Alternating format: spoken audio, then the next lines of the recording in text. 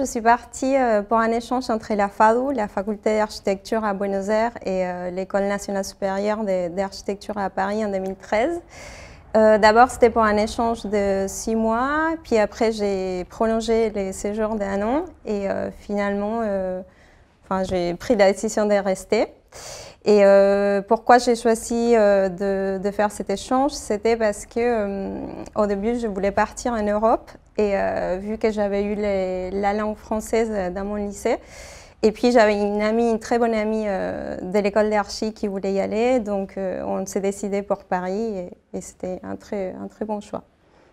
J'ai appris à parler en français au lycée. J'avais une fois par semaine la langue et en fait, en arrivant, je me suis aperçue qu'il y avait beaucoup de choses qui me manquaient. Et puis, avec toutes les élèves que j'ai rencontrés, les personnes que j'ai pu rencontrer, le fait d'assister à un cours, ça m'a permis d'apprendre mieux la langue. Et puis après, de vivre là-bas, surtout, ça a été l'effet qui a amélioré l'apprentissage de la langue. Les cours que j'ai suivis au début de l'échange, il y avait des cours de licence, il y avait des cours de master.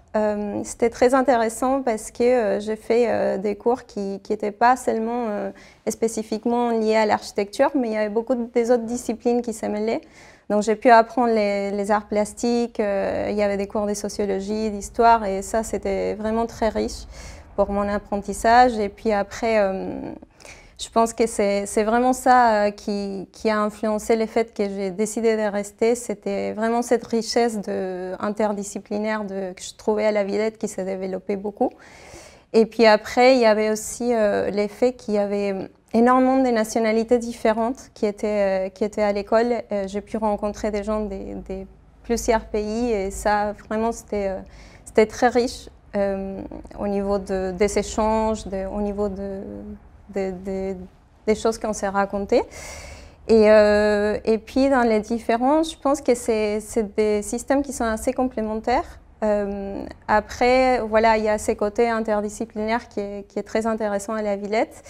Et puis après, il y a aussi les temps qu'ils investissent à nous apprendre l'approche au terrain en projet et le fait d'y aller dans un lieu, de vraiment étudier, de parler avec les personnes. Et ça, c'est vraiment quelque chose que j'ai appris et qui aujourd'hui influence beaucoup la façon où j'approche et je démarre un projet en fait.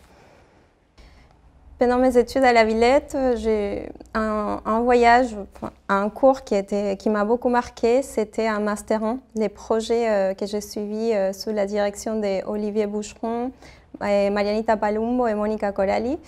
En fait, c'était les projets des Master 1 et nous sommes partis à Dakar pendant 2 semaines à faire une immersion de terrain.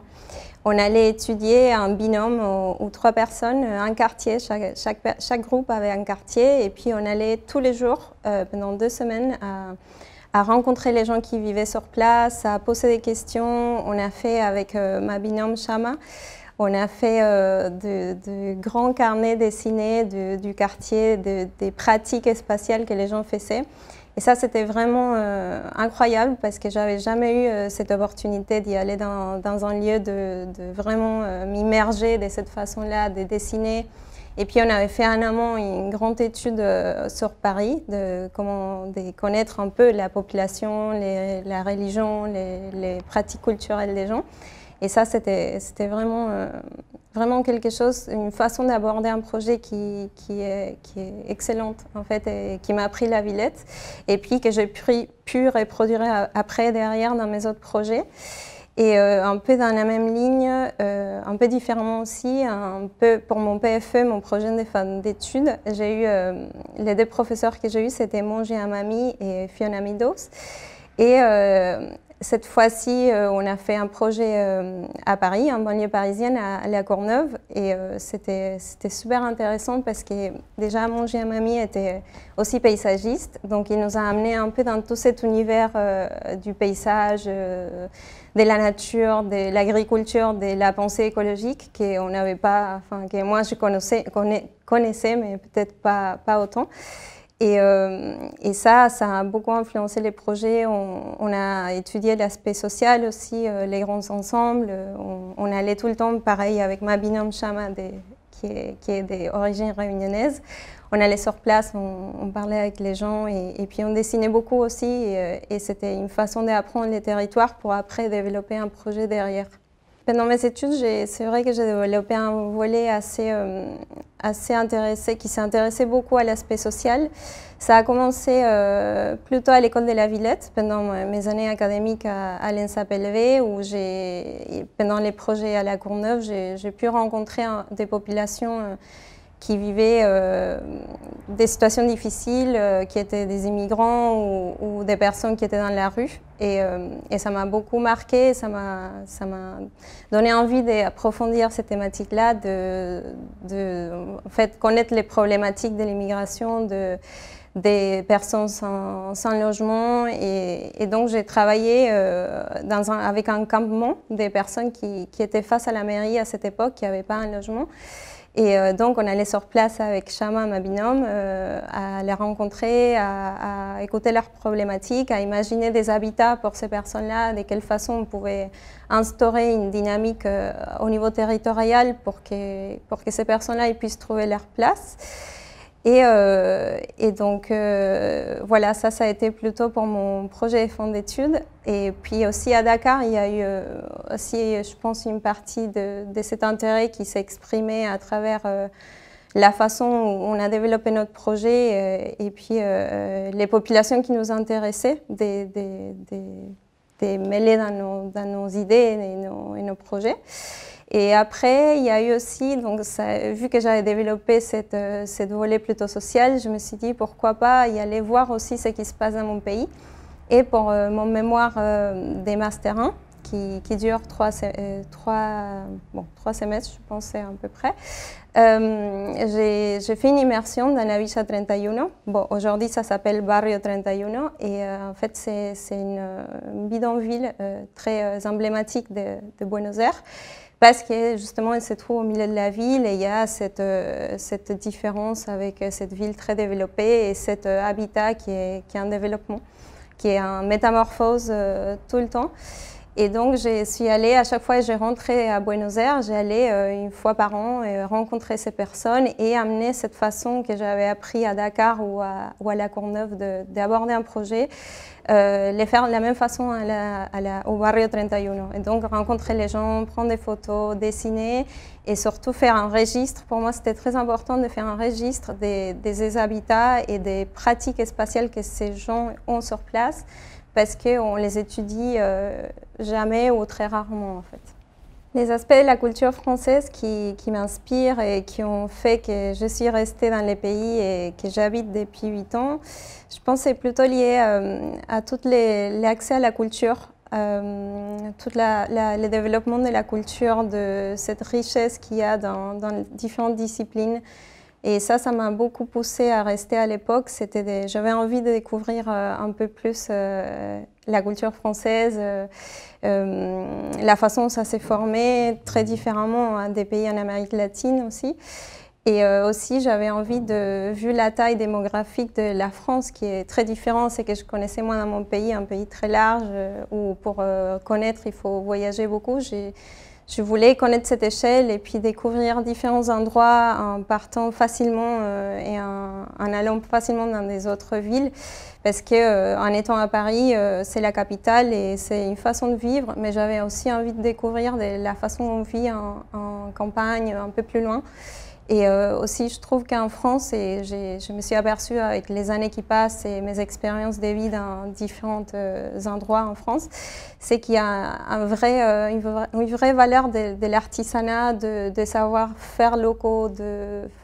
Et ça c'est très lié aussi à l'architecture et ça m'a beaucoup plu à l'époque de découvrir qu'il y en a encore beaucoup de personnes qui travaillent de façon locale et très liées à l'artisanat et ça c'est très chouette. Et c'est très valorisé aussi et c'est très bien vu en France et ça fait que culturellement c'est mis en valeur en fait. En ce moment, je vis à Grenoble depuis 2 ans et demi maintenant. Après Paris, en 2016, quand j'ai passé mon diplôme d'architecte, je suis partie dans les Alpes. Tout d'abord, c'était à Aix-les-Bains. Et la raison de ce départ, c'était pour découvrir un autre aspect de la France, plus loin de la capitale. Mais c'était aussi parce que moi, dans mon enfance en Argentine, j'ai vécu à Terre de Feu jusqu'à mes 8 ans.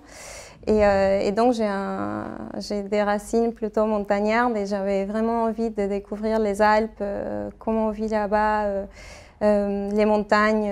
Et donc, ça m'a poussée à partir. Donc, j'ai développé ma mise à situation professionnelle pour l'habilitation à la maîtrise d'œuvre en son nom propre, là, chez mon MP à Aix-les-Bains.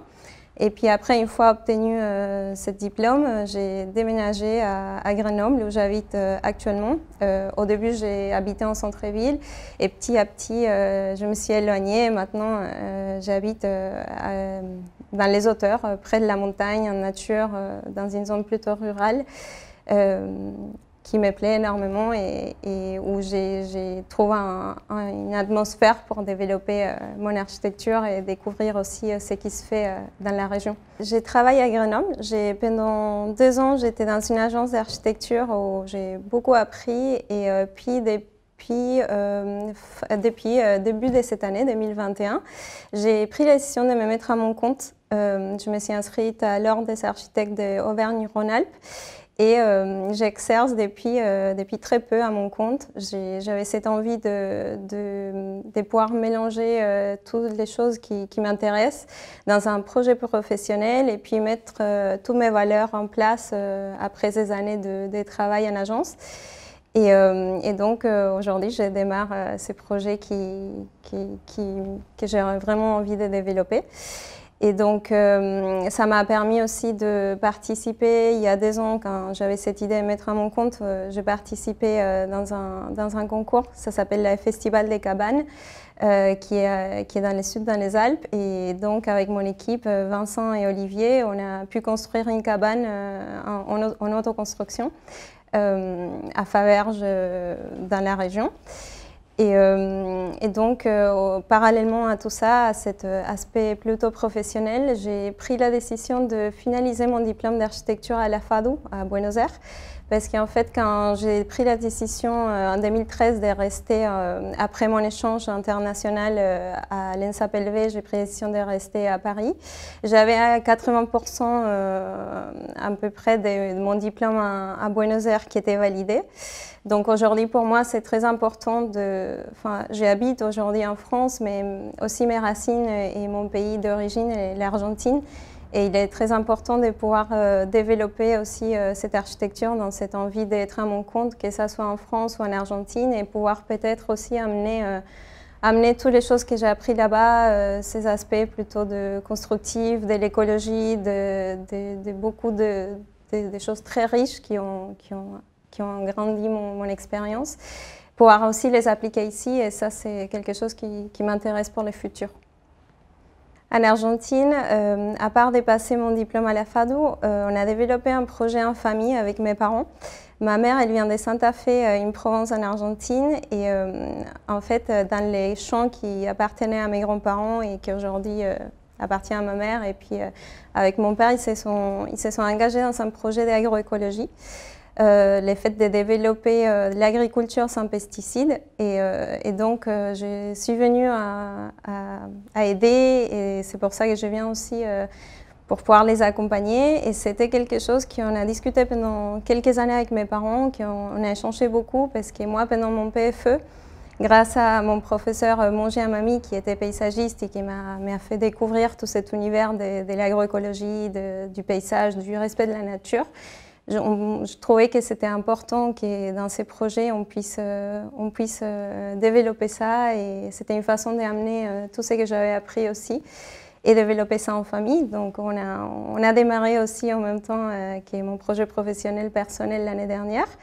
Donc on va voir les résultats courant cette année, et aussi il y a quelque chose qu'on essaye de développer depuis quelques temps aussi, c'est essayer de faire un habitat qui soit dans le respect de ces idéaux-là. Donc, dans mes projets professionnels, il y a aussi la création ou la conception d'une maison autonome, ou presque 100% autonome. Et donc, c'est aussi un projet qui rentre dans cet esprit de régénération de la terre, des respects et des reconversions aussi, et en mêlant l'agriculture, en partageant ça avec ma famille, dans mon pays, et puis avec toute cette expérience que j'ai pu acquérir en étant en France.